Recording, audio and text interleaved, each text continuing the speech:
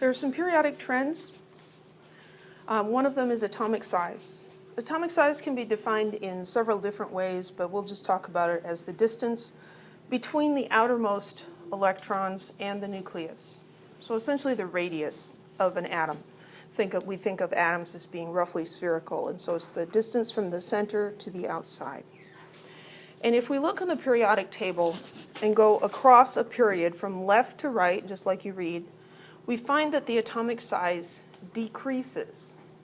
And this doesn't really make a lot of sense, because you might think, why should neon with 10 electrons and 10 protons be smaller than lithium that has 3 electrons and 3 protons? That doesn't make a lot of sense. But what's happening is the size of an orbital depends on the principal quantum number. And when you're going across a period, the size of the largest orbital it's got the same principal quantum number. All the elements in row 2 have their electrons in the principal quantum number 2 energy level. And so those electrons are roughly the same distance away. But as we go across the period, the number of protons is increasing in the nucleus. And so we've got more and more protons, we've got more and more positive charge. And that increasing charge on the nucleus tends to pull the electrons in and cause the size to be smaller. Going down a column makes more sense. The atomic size increases. As we're going down a column, the principal quantum number increases, like going from lithium to sodium to potassium. We're going from 2 to 3 to 4. We're going into larger and larger energy shells. In the Boy Scout hostel, we're going to higher floors, and so the distance above the ground is greater. So here's a picture showing us this trend. So these are relative sizes of the atoms. So here's lithium. We see as we go across period 2, they get smaller and smaller, and neon is smaller. And if we go across period 6, again, we see them getting smaller and smaller. That's because all of these period 6 elements, their valence electrons are in the 6th level. And as we go across, they're still in the 6th level. So those orbitals are roughly the same size. But radon has a charge of 86. Is that 86? Yeah, 86 on its nucleus. And cesium has a charge of 55. The higher the charge, the stronger the attraction, and so the electrons get pulled in tighter.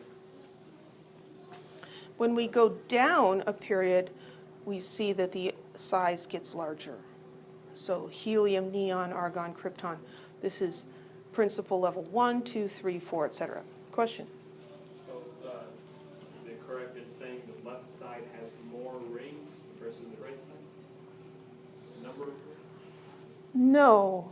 The left side has the same number of rings or number of shells as the right side does.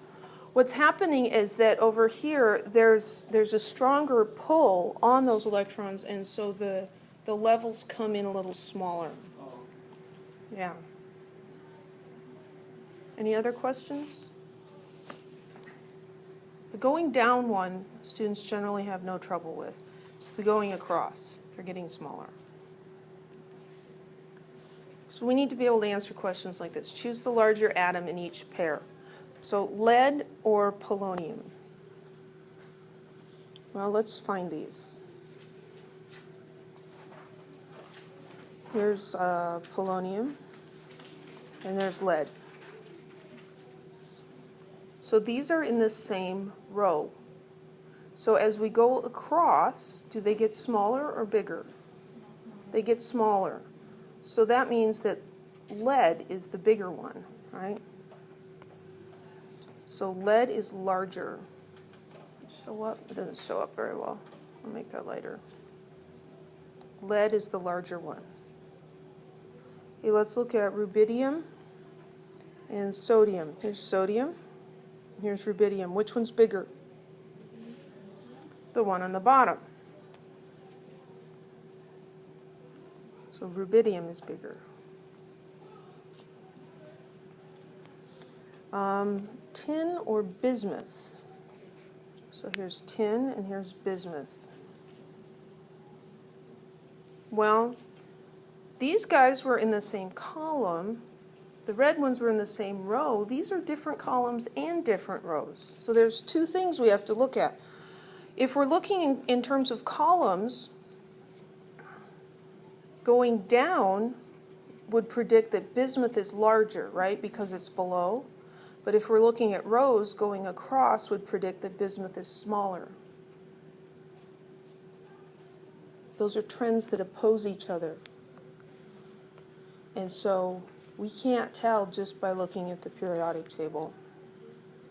We just can't tell on that one. Fluorine or selenium. So here's fluorine, and here's selenium. Again, we've got different rows and different periods. Here's fluorine, and we would expect selenium to be larger.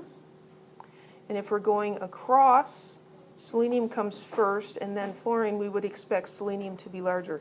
So here, although we have to consider the two trends, they're reinforcing each other, and so we can say fairly confidently that selenium is going to be larger.